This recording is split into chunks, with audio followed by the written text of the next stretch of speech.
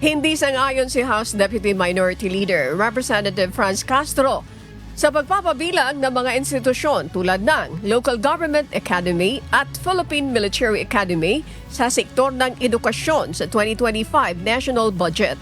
Ayon sa mambabatas at sa Teachers Dignity Coalition, hindi ito nakatutok sa pangangailangan ng mga bata at mga kolehiyo, kundi sa mga interes ng mga politiko at militar.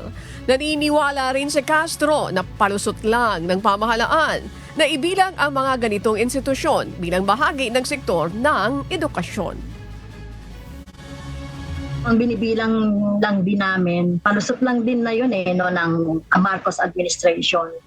Ang binibilang din namin yung siyempre sa DepEd, Basic Ed, yung sa CHED, yung mga state colleges and universities, yun lang din yung binibilang natin.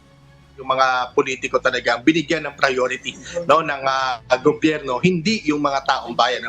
So asahan po natin na ito ay sasalubungin ng protesta, sasalubungin ito nung pag-question hanggang sa legalidad dito sa Korte Suprema.